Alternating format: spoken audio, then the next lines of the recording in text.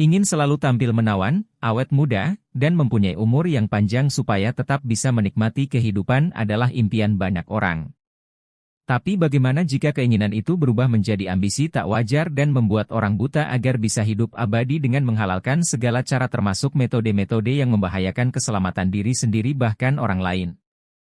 Inilah rangkuman cerita tentang manusia-manusia serakah yang melakukan cara tak lazim untuk bisa hidup abadi. Erzsébet Báthory, seorang bangsawan terkenal dari Hongaria. Legenda mengatakan Báthory dengan obsesi tak wajarnya percaya darah seorang perawan memiliki sifat magis yang dapat mengembalikan masa mudanya.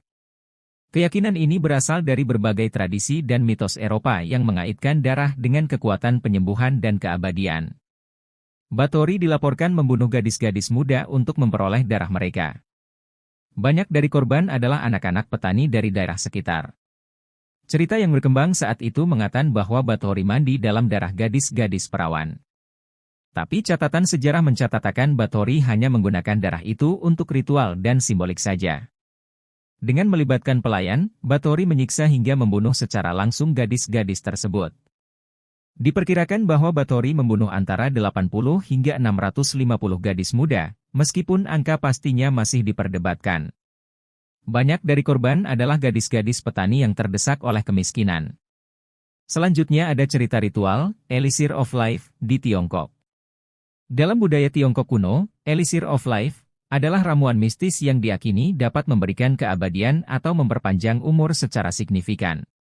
Konsep ini berasal dari tradisi Taoisme, yang mempercayai adanya cara-cara untuk mencapai keabadian fisik dan spiritual. Bahan-bahan yang digunakan dalam eksperimen alkimia termasuk bahan-bahan seperti merkuri, air raksa, sulfur, dan arsenik, yang saat itu diyakini memiliki kekuatan magis untuk mengubah kehidupan manusia. Merkuri adalah bahan yang sangat beracun, dan banyak alkemis yang bekerja dengan merkuri mengalami keracunan, yang sering menyebabkan kematian atau penyakit parah. Salah satu contoh adalah alkemis yang meninggal akibat keracunan merkuri dalam upaya mereka untuk menciptakan Elixir of Life. Kaisar pertama Tiongkok yang bersatu ini terkenal dengan pencariannya untuk keabadian.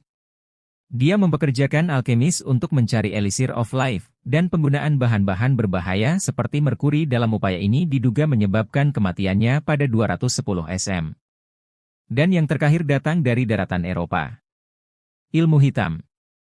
Abad pertengahan, ilmu hitam yang merujuk pada praktik mistis dan berbahaya yang bertujuan untuk memperoleh kekuatan supernatural, termasuk keabadian.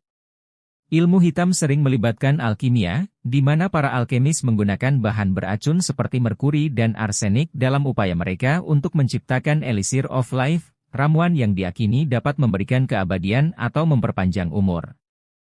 Contoh terkenal dari praktik ini adalah Nicolas Flamel, seorang alkemis yang terkenal karena pencariannya untuk ramuan keabadian dan eksperimen berbahaya yang sering melibatkan bahan kimia beracun.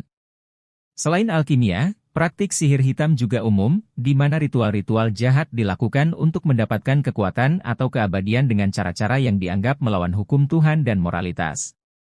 Salah satu contoh dari perburuan penyihir adalah penulis Heinrich Kramer dan Jacob Sprenger yang menulis Malleus Maleficarum untuk memandu penangkapan dan hukuman bagi orang-orang yang diduga terlibat dalam sihir hitam. Perburuan penyihir ini seringkali berakhir dengan penyiksaan dan eksekusi bagi para korban yang dituduh melakukan praktik sihir.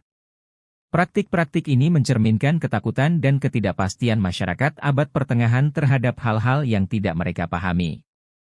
Itulah rangkuman cerita mengenai segelintir orang yang merelakan segala cara untuk mencapai tujuan tak pribadi dengan cara tak beradab.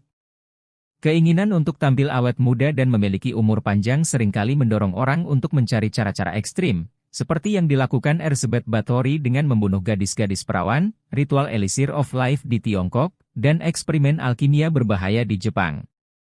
Kisah-kisah ini mengajarkan kita bahwa ambisi untuk keabadian tidak boleh mengabaikan etika dan kemanusiaan. Pelajaran yang bisa diambil adalah bahwa mengejar keabadian harus dilakukan dengan cara yang benar dan penuh pertimbangan, tanpa merugikan diri sendiri atau orang lain. Terima kasih sudah menonton video ini. Jangan lupa untuk like, komen, dan subscribe untuk konten-konten menarik lainnya. Sampai jumpa di video berikutnya.